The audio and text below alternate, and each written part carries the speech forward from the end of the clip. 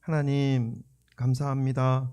오늘도 말씀 앞에 저희들이 머리를 조아리고 주님의 살아계신 말씀을 마음으로 받을 수 있는 그런 귀한 은혜를 부어주심에 감사합니다.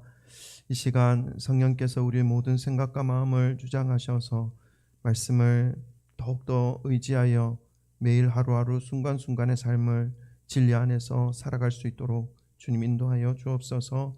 함께 하시기를 소망하며 예수 그리스도 이름으로 기도드립니다. 아멘. 할렐루야. 주 예수 그리스도 이름을 찬양합니다. 아멘. 잘 지내셨습니까?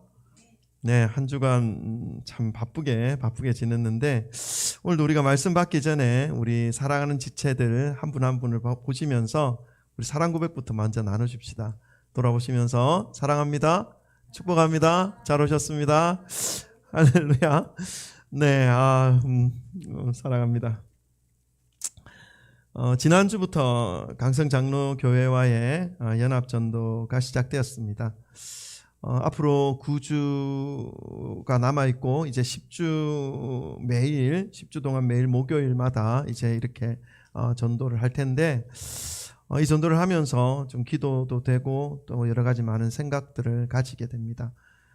세상에 많은 교회가 있는데 왜 성진교회여야 하는가 하는 생각부터 여러 가지 많은 생각들과 고민들을 들고 하나님 앞에 기도하는 시간을 가지고 있습니다.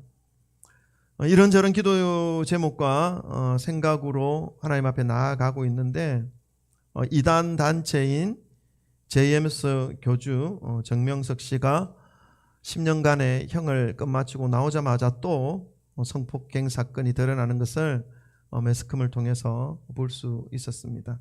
한국뿐만 아니라 홍콩, 싱가포르, 해외에서도 심각한 사회적 문제를 일으키고 있다라는 것을 보았습니다. 그리고 그 단체에서 30년간 이 정명석 씨와 함께 하면서 그 옆에서 이 정명석 씨의 실체를 알게 된 이 내부 고발자의 인터뷰를 하는 내용도 보게 되었는데요. 어느 정도 알고는 있었지만 알고 있는 내용을 실제로 듣게 되니까 좀 충격이었습니다. 그 인터뷰를 듣고 있는 중에 잠깐이지만 제가 JMS를 처음 접했던 기억이 떠올랐습니다. 32년, 33년 전쯤 된 것 같은데요. 대학교 1학년 때 JMS라고 하는 단체를 처음 알게 되었는데 제가 다니던 대학에 갔던 과 친구로부터 어떤 동아리에서 학교 앞에 카페를 1일 카페를 연다. 카페를 빌려서 1일 카페를 한다라고 하길래 그 친구가 티켓을 줘서 제가 티켓을 가지고 그 친구와 함께 그 카페에 가본 적이 있습니다. 제가 다니던 학교 앞에서 가장 넓고 가장 깨끗한 카페에서 진행된 1일 카페였는데 제가 잊혀지지가 않습니다. 무엇이 잊혀지지 않느냐 하면 학교에서 가장 이쁘고 가장 멋진 여학생들만 초대한 것처럼 여겨질 정도로 정말 키 크고 이쁜 여학생들이 많았고 그리고 또 서빙하는 친구들도 전부 다 그런 친구들이었습니다. 그래서 제가 그때 생각한 게 뭐냐면 우와, 부산대에 이렇게 이쁜 애들이 많았나 하는 그런 마음이 들 정도였습니다. 그래서 제가 친구에게 물었죠. 무슨 동아리냐고. 그랬더니 기독교 동아리라고 소개해 주었습니다. JMS, 지저스 모닝 스타라는 얘기를 해 주었습니다. 신입생 모집 중이라고 저보고 관심 있으면 가입해라고 얘기를 했는데 제가 여러분 가입했을까요? 안 했을까요? 안 했습니다. 맞습니다. 근데 JMS가 어떤 단체인 줄 알고 안 한 것이 아니라 좀 부담스러웠습니다. 제가 중학교 때도 여자가 한 명도 없는 중학교를 다녔고 고등학교도 여자가 한 명도 없는 고등학교를 다녔고 남자만 있었죠. 그리고 제가 들어간 대학도 100명인데 100명 다 남자였습니다. 근데 여자가 그렇게 많은 곳을 보니까 와, 되게 불편한 것 같더라고요. 그때는. 근데 조금 지나서 알게 됐는데 이 JMS, 지저스 모닝스타라는 이름으로 표현되어 있지만 사실은 그 단체의 교주인 정명석이라는 사람의 그 이름의 이니셜이 JMS 였고, 그리고 그 이니셜을 따라서 만들어진 단체라는 것을 알게 되었습니다. 그래서 그 내부 고발자는 30년간 그 단체에서 활동하면서 정명석 씨의 가르침을 교육시키는 핵심 간부였죠. 당시에 고려대를 재학 중이었고, 고려대를 다니면서 진리에 목말라 하면서 죄로부터의 구원에 관심을 가지고 있었던 때였기 때문에 그때 JMS의 정명석 씨라는 사람을 알게 되었고, 자칭 예수, 재림 예수라고 하는 말과 예수의 영이 자기에게 임하였기 때문에 자기가 곧 하나님이고 자기가 곧 예수 그리스도라고 말하면서 그 사람을 현혹시켰습니다. 무엇보다도 그 사람이 혹 빠지게 된 이유가 자신이 성경을 2000번을 통독했다는 말에 혹 넘어가 버린 것이죠. 그래서 사실 사람이 2000번 성경을 정말 그런 사람 별로 없지 않습니까? 근데 2000번을 통독했다고 하니까 넘어간 것이죠. 그래서 다니던 고려대를 자퇴하고 정명석 씨를 따르기 시작하면서 자신의 청춘을 그곳에서 완전히 다 허비하였다고, 그리고 자신이 한 모든 행위에 대하여 회개하면서 자신으로 인해 잘못된 진리를 받아들인 그 사람에게 용서를 구하는 말을 하는 것을 매스컴을 통해서 볼 수가 있었습니다. 지금도 그 내부에서는 거짓에 현혹되어서 수많은 여성들이 성적 착취를 당하면서도 하나님의 은혜를 입고 있다라고 생각하며 착각하면서 살아가는 사람들이 무지 많다라고 소개하고 있는 것입니다. 그러면서 꿈에서 깨어나라라고 말하는 것을 보았습니다. 여러분, 인생을 살다 보니까 저도 그렇고 여러분들도 그렇지만 인간에게 있어서 영적으로 체험을 받는다는 것이 참 중요하다는 생각이 듭니다. 이 내면의 충만함이 모든 인간들에게는 반드시 필요한 것이구나 하는 것을 느끼고 있습니다. 어떤 사람은 나는 영적인 것에는 하나도 관심이 없다라고 말하고 있지만 그 사람의 마음을 보면 미래에 대해 늘 불안해하고 자신에게 평안을 줄 수 있는 어떤 대상을 늘 바라고 찾고 있는 모습을 볼 수가 있죠. 그뿐입니까? 우리 어릴 적 기억을 한번 되돌아보십시다. 제가 어릴 적에는요, 물론 TV도 귀했지만 TV가 맨 처음에 우리 집에 들어왔을 때 제가 일주일 때 계속 그날만 기다렸던 때가 있었어요. 그때가 언제냐면 전설의 고향 하는 때. 전설의 고향 하는 그날, 그 시간을 일주일 내내 기다렸다니까요. 왜 그랬겠습니까? 무섭다고 소리를 지르면서도 눈을 가리면서도 봅니다, 이렇게. 영적인 세상이 궁금하다는 거죠. 그리고 요즘은 또 어떻습니까? 요즘 아이들 역시 이 부분에서는 비슷합니다. 사후 세계에 대한 영화나 드라마가 아이들 사이에 인기가 있죠. 몇 해 전에 신과 함께라는 영화가 엄청나게 많이 관객 수를 올렸지 않습니까? 그리고 또 TV에 나오는 프로그램을 보면 미스테리, 세계에서 일어나는 어떤 영적인 미스테리가 종종 TV 프로에서 나오는 것을 볼 수가 있고, 또 유튜브 영상을 보면 미스테리 동영상, 영적인 어떤 동영상, 이것을 보면 조회수가 엄청나게 많이 올라가 있는 것을 볼 수가 있습니다. 이런 것을 본다면 이 시대를 막론하고 남녀노소 할 것 없이 이 보이는 세상이 아닌 보이지 않는 세상에서 벌어지는 것들에 대한 궁금증을 그 마음이 가지고 있다는 것을 알 수가 있습니다. 개인마다 약간의 차이는 있을지 모르겠지만 모든 인간에게는 이 내면의 크고 작은 영적인 공간을 가지고 있다는 것이죠. 그리고 그 공간을 채워줄 것을 찾아서 허기진 모습으로 찾아 헤매이고 있는 모습을 볼 수가 있습니다. 이곳에 계신 저와 여러분은 다행스럽게도 그 영적인 공간을 채워줄 유일무이한 해답 대신 예수님으로부터 매일 매 순간 체험을 받고 살아가고 있지만 세상에는 그 해답을 발견하지 못하거나 잘못된 곳에서 해답을 발견하게 되어서 엉뚱한 곳에서 헤어나오지 못하는 어려움을 겪고 있는 정말로 비참하게 살아가고 있는 사람들이 너무나 많은 것을 볼 수가 있습니다. 이런 것들을 생각하면서 하나님 앞에서 작지만 그래도 성진교회가 서 있어야 하는 이유를 다시금 생각해 보게 되었습니다. 성지교회가 전도를 해야 하는 이유가 있겠구나 하는 확신이 들었습니다. 그러나 이 마음 역시 주님의 뜻에 맡길 수밖에 없는 것이기 때문에 급하지 않게 바르게 그러나 포기하지 않고 사명의 길을 가려고 합니다. 기독교의 탈을 쓰고 사람들을 착취하고 억압하는 소식을 들을 때마다, 접할 때마다 인간이 얼마나 무지한 존재인지, 얼마나 악한 존재인지를 보게 됩니다. 비록 그 사람이 판사, 변호사, 대학 교수, 높은 수준의 사회적 신분의 사람이라 하더라도, 세계 제일의 미인이라 하더라도 얼마나 무지한지, 얼마나 악한지를 볼 수가 있습니다. 동시에 진리가 변질되기 시작할 때에는 얼마나 무서운 일들이 벌어질 수 있는지를 확인하게 됩니다. 그래서 성진교회는 교회가 처음 세워질 때부터 성령과 진리라는 이름으로 시작하였습니다. 하나님께서 개척할 때부터 주신 마음이 성진이라고 하는 이름 안에 모두 들어있습니다. 성령님의 인도하심을 받으며 진리에서 벗어나지 않고 뿌리를 깊이 진리 위에 내리는 신앙, 그 마음으로 더디더라도 바르게 자라가는 교회로 세워지기를 하나님 앞에서 간절히 소망하는 마음으로 시작한 교회이지요. 오늘 본문 말씀에 등장하는 한 인물 역시 진리에 대한 갈급함, 이 영적인 체험을 받고자 하는 사람이었습니다. 오늘 본문 말씀 사도행전 8장 26절부터 28절 말씀인데 우리 함께 같이 읽어볼까요? 26절부터 28절 한 목소리를 함께 읽겠습니다. 시작. 주의 사자가 빌립에게 말하여 이르되 일어나서 남쪽으로 향하여 예루살렘에서 내 가사로 내려가는 길까지 가라 하니 그 길은 광야라.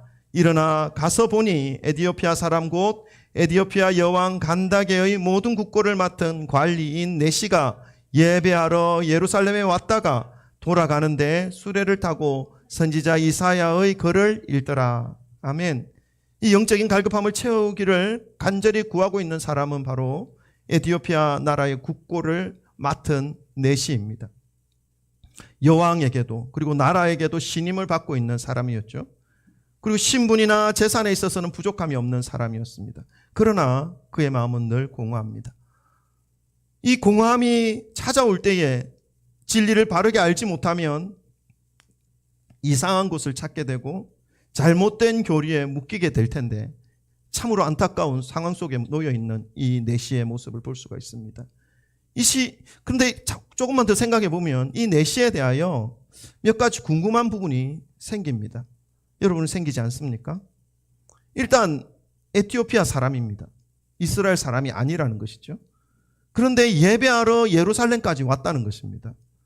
이방인이지만 진리를 찾고 있는 사람이라는 것을 알 수가 있는 것입니다. 그런데 에티오피아에도 신이 있을 것이고 그 에티오피아를 그 주변인 그 아프리카 대륙에도 얼마나 많은 신들이 있는지 모릅니다. 엄청나게 많은 신들이 존재할 텐데 굳이 예루살렘까지 와서 예배를 드린다는 것은 이 네시가 그냥 평범한 그냥 구도자 그냥 예사로운 보통의 어떤 상황은 아니라는 것을 알 수가 있게 하는 것이죠. 아마도 여러 종교를 찾는 중에 유대교를 알게 되었고 그 유대교의 명제를 지키기 위해 예루살렘에 왔다가 예배를 드리고 돌아가는 이방인이었다라는 것을 문맥상으로 우리가 해석할 수 있습니다. 그런데 궁금한 부분이 또 있습니다. 이방인이었다는 거죠. 여러분 예루살렘에 예배를 드리러 왔다 하더라도 이방인들이라면 예루살렘 성전 안으로 못 들어갑니다. 이방인이기 때문에 못 들어가는 것도 있고 고자이기 때문에 하나님 앞에 설 수 없습니다. 율법상. 그런데 하나님에게 예배하러 왔고 하나님을 더 알고자 하는 지식에 대한 그 영적인 갈망함을 채우기 위해서 왔는데 그냥 성전 주변에서 유대교 명절의 분위기만 느끼며 어쩔 수 없이 채워지지 않는 허전한 마음을 가지고 다시 자국으로 돌아가고 있는 그런 사람이었던 것이죠. 물질에 있어서나 신분에 있어서나 인간 세상에서 바라볼 때는 부족함이 없는 사람이었습니다. 굳이 부족함을 찾아내어 본다면 네시였다는 거죠. 그렇기 때문에 결혼을 못한다는 것, 자녀를 가질 수 없다는 것, 가족을 만들 수 없다는 것, 어쩌면 그래서 더욱더 영적인 것에 대한 갈급함을 많이 가지고 있을 수 있었겠다라는 생각은 가집니다. 여러 가지 면을 생각해 보더라도 이 내시의 마음은 허전했고 영적으로 채울 수 있는 것들을 간절히 찾고 있는 사람이었다는 것을 알 수가 있습니다. 그런데 이 사람에게 하나님께서 한 사람을 보내십니다. 초대교회 7집사 중에 한 사람인 빌립 집사이죠. 사도행전 6장 5절에는 초대교회에 세워진 이 7집사들에 대하여 설명을 해주는 부분이 있습니다. 뭐라고 설명하냐 하면 믿음과 성령이 충만한 사람 7이라고 설명하고 있습니다. 여러분, 믿음과 성령이 충만하다라고 하는 것이 어떤 것이라고 생각하십니까? 이 말씀을 이해할 때에 또 여러 이해하는 것들이 너무나 다양하기 때문에 다른 의미로 받아들여질 가능성이 있기 때문에 한 번 더 짚고 넘어가겠습니다. 오늘날 이단이 아닌 일반적인 교회에서조차도 이 믿음과 성령이 충만하다라고 하는 이 말을, 이 의미를 잘못 이해하는 경향들이 많습니다. 믿음과 성령이 충만한 상태를 하나님과 직통 계시를 받는 신비주의의 은사와 연결시켜서 이해할 때가 많다는 것입니다. 그러다 보니까 어떤 일이 벌어집니까? 비정상적인 모습과 관계가 형성이 되고 그에 대하여 신령한 모습으로 포장되고 표현됩니다. 비이성적인, 비정상적인 그러한 관계와 그러한 모습이 신령한 모습처럼 포장되고 표현되어진다는 것입니다. 그러니까 무슨 일이 벌어집니까? 어둠 속에서 이상한 일들이 나타나게 되는 것이죠. 여러분, 이러한 모습들은 말씀을 바르게 알지 못한 것 때문에 일어나는 모습입니다. 이것은 믿음도 아니고 성령 충만도 아닙니다. 이 성령과 믿음과 성령의 충만은 하나님의 말씀과 떨어질 수 없는 상태를 의미합니다. 믿음과 성령이 충만한 스데반을 한번 보십시오. 스데반은 사도행전 7장에 자신을 향해 이를 갈면서 돌로 치려고 하는 유대인 앞에서 이스라엘의 모든 역사와 하나님의 말씀을 정확하게 알고 선포하는 이 스데반의 설교가 기록되어져 있습니다. 그의 삶이 하나님의 말씀과 연결되어 있었던 사람이었다는 것을 단적으로 보여주고 있는 말씀이죠. 그리고 또 오늘 내시를 만나서 하나님의 말씀을 풀어주는 이 빌립 집사 역시 믿음과 성령이 충만한 사람이었다는 것을 말씀으로 표현해주고 있습니다. 말씀이 바르게 세워져 있지 않는 믿음과 성령의 충만함은 공허한 메아리일 뿐입니다. 이런 말씀이 연결되어져 있고 말씀 위에 세워져 있지 않는 믿음과 성령의 충만함은요, 엄청난 문제를 일으킬 가능성이 많습니다. 여러분, 한번 문제가 일어나는 곳을 한번 찾아가 보십시오. 정확한 말씀이 없습니다. 각자가 주장하는 믿음, 각자가 주장하는 성령 충만만 있을 뿐입니다. 그러니까 서로의 주장만 난무하죠. 해결되어질 실마리가 없습니다. 공허한 메아리만 울릴 뿐이죠. 혹시 여러분이 살아가시다가 교회에서든지 어디에서든지 이런 일들을 경험하게 되신다면 그곳에 오래 머물러 있지 마시기 바랍니다. 빨리 나오셔서 진리의 말씀이 바르게 선포되어지는 곳으로 가셔야 합니다.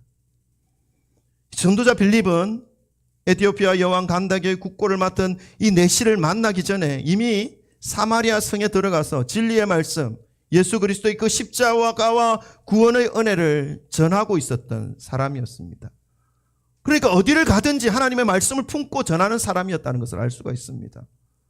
하나님은 이 전도자 빌립을 통해서 깊은 영적인 갈급함을 품고 있는 이 내시에게 진리를 전하게 하십니다.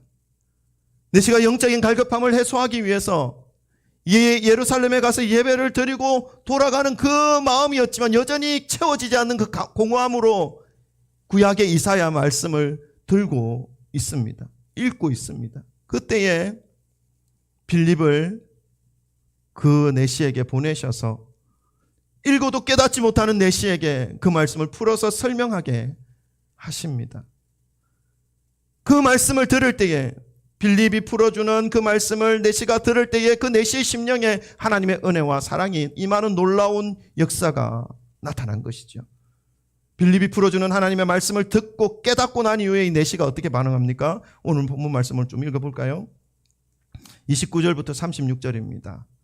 조금 길지만 우리 또박또박 함께 합독해 보겠습니다.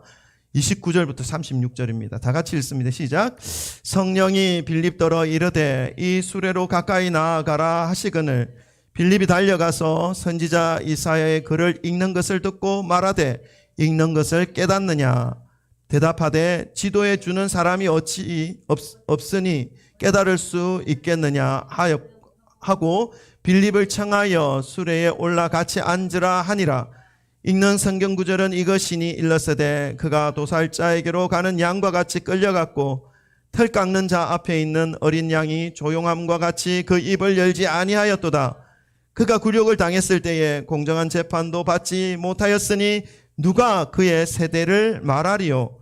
그의 생명이 땅에서 빼앗김이로다 하였거늘 그 내시가 빌립에게 말하되 청컨대 내가 묻노니 선지자가 이 말한 것이 누구를 가리킴이냐? 자기를 가리킴이냐? 타인을 가리킴이냐?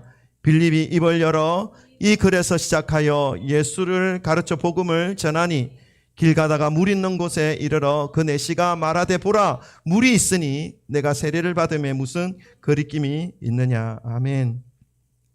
예루살렘에까지 왔지만 늘 주변에서 맴돌 수밖에 없었던 현실을 경험하면서 마음의 채워짐을 받지 못한 상태로 돌아가는 이 내시는 유대인들이 읽는 성경을 읽으면서 공허한 마음을 채워보려고 합니다.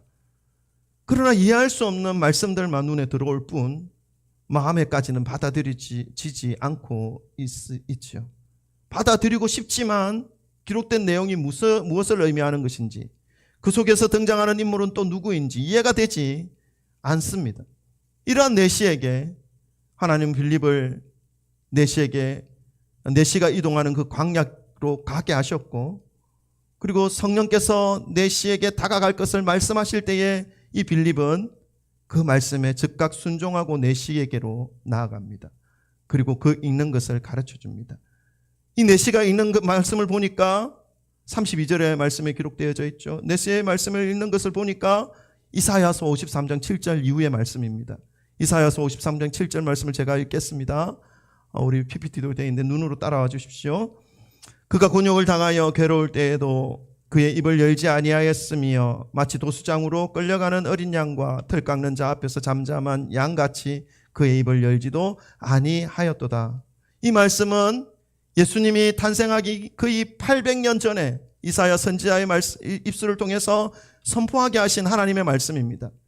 이제 예수 그리스도가 이 땅에 오셔서 이 어떤 모습으로 이 세상의 모든 죄의 문제를 해결해 주실 것인지 세상의 멸망을 치닫고 있는 이 사람들을 어떻게 구원하여 주실 것인지 그러한 모습을 이사야 선지자를 통해서 선포하게 하신 것이죠.